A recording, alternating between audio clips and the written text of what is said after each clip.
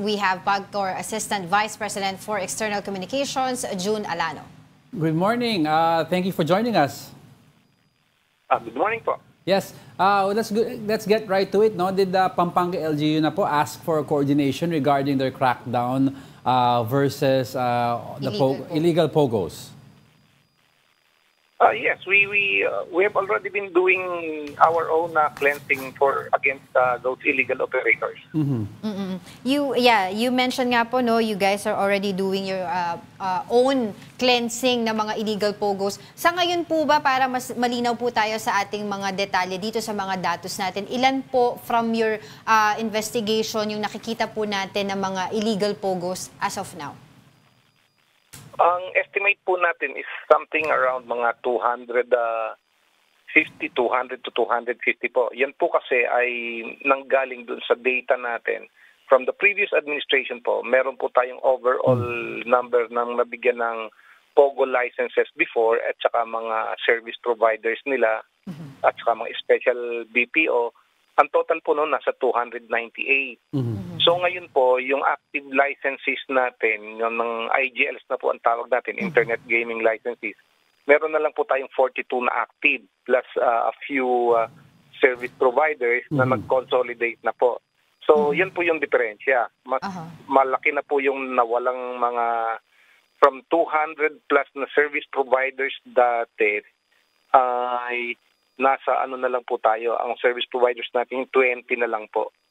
Kailan po tayo nag-start nung internal cleansing natin, sir? Ito po, under po the present administration, noon pong na-appoint si Chairman Altenco dito sa PAGCOR, nagsimula na po kaagad yung mga reviews.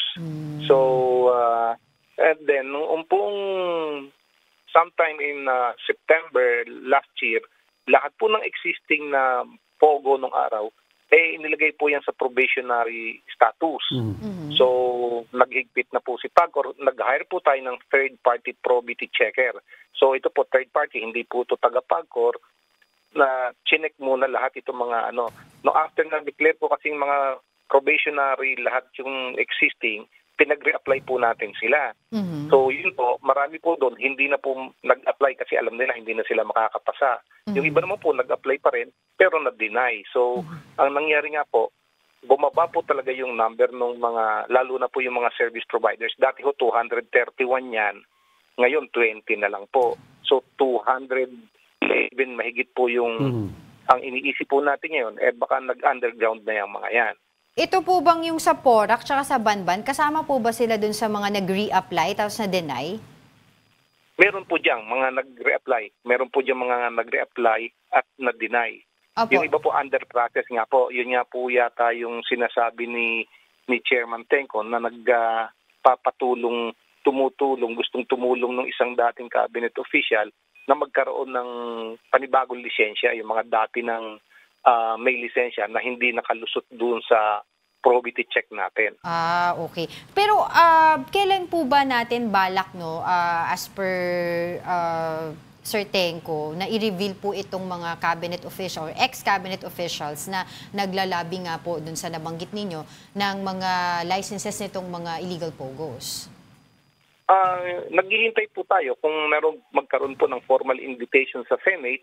Open po si Chairman Altenco na mag-appear sa Senate at doon po niya ibahagi yung mga nangyayari dito sa loob ng PAGCOR based on our own investigations, based on the documents that we reviewed.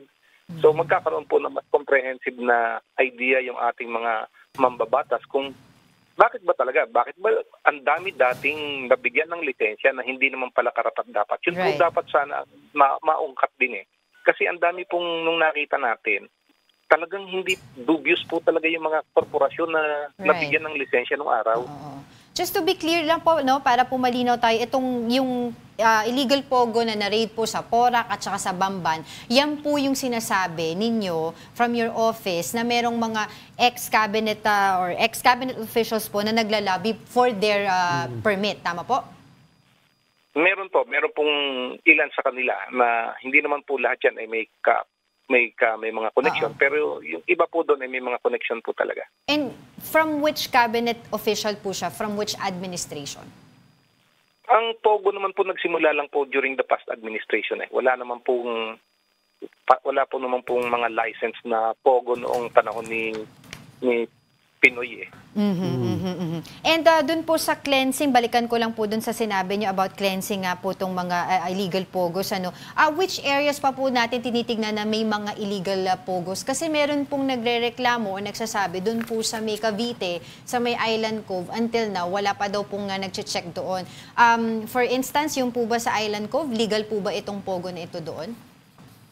Legal po yan. May mga apat po ang kumpanya doon na may lisensya. Apat po yung iba-ibang kumpanya po ang nag-ooperate doon na may license po sa PAGCOR. And which areas po yung are under suspicions po na tinitignan ninyo? Can we divulge that information?